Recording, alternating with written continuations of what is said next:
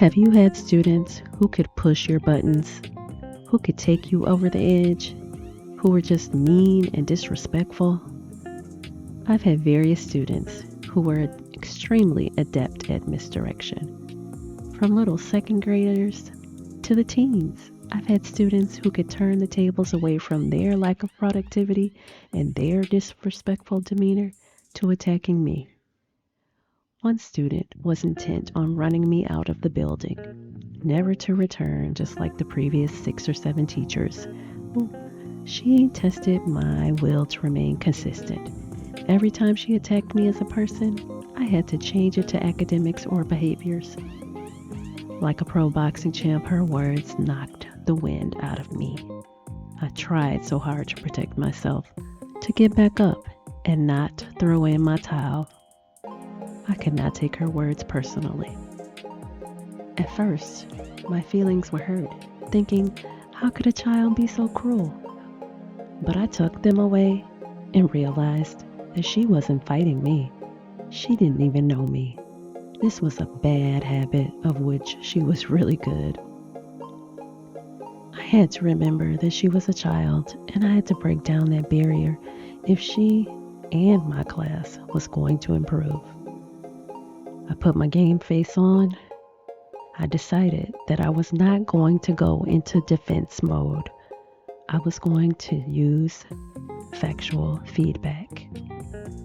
My statements were clear and direct. I'm the teacher and you are the student. Right now, I'm in charge of your education and you are in charge of your learning. If you are not satisfactorily doing your work, then you are not learning and you will not pass this class. Another one was, whether you like me or not, has nothing to do with completing this assignment. Another, the procedure is to be in your seat, raise your hand, and wait to be called on. Last, no, you do not have to do what I say. You have a choice.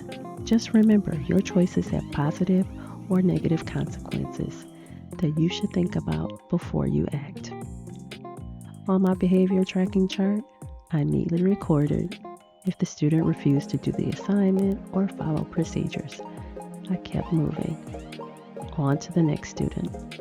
This usually agitated them, wanting to know what I was writing. I showed my clipboard without words and kept on moving. I continued taking notes daily and left them in plain sight on my desk for any student to see. Somehow it really works for some students to see it in written form because it makes it real and permanent. Just remember that no matter what the child has said or done, for your own good, let it go and keep moving forward because you still have a room full of kids who are counting on you. I had one student break every pencil I gave him, and then I gave him a pen. He broke that too. Last, I gave him a crayon. He looked at me like I was crazy. He did something I don't remember, maybe wrote on the desk or the wall with it. I didn't take it personal, but I was mad and cussing him out in my head. But I didn't let him know that. I just looked at him and the scribbles and chuckled and kept on moving. If you can't let the matter go all the way, just leave it at your class door and pick it back up the next morning because a great teacher will always figure out a way to teach the lesson of poor decision making. All of those broken pieces was the lesson. That was all he was going to ever get from me again. Each day he came without a pencil, I gave him a piece of what he had broken. Eventually, he got a pencil from a classmate. Good. That's what you should have done in the first place. Many times, you are not the cause of poor behavior or bad language. You just happen to be in the path of the aftermath of prior events. The child is redirecting hurt and anger toward you because you're the closest and in the line of sight. I experienced this dynamic with one of my 7th grade girls. Her words were challenging, mean, and hurtful. I couldn't believe it. It got to me. Once I learned the true circumstances of her family life, I knew that her anger was not at me. I just happened to be the safest person to unload all the pain and trauma she was trying to handle. I didn't let her off the hook or let her play the victim card. She had to work and abide by the rules. I learned to quiet my emotions and strategically work to de escalate her temper tantrums by ignoring the personal attacks, providing factual feedback, and restating the expectations. At the beginning, determine what you will let go of and what will be the norm of your class. Don't let those rash incidents overcome your desire to do well or jade your overall outlook. Maintain positivity through it all. Breathe, pause, and respond when it is safe for you and your student.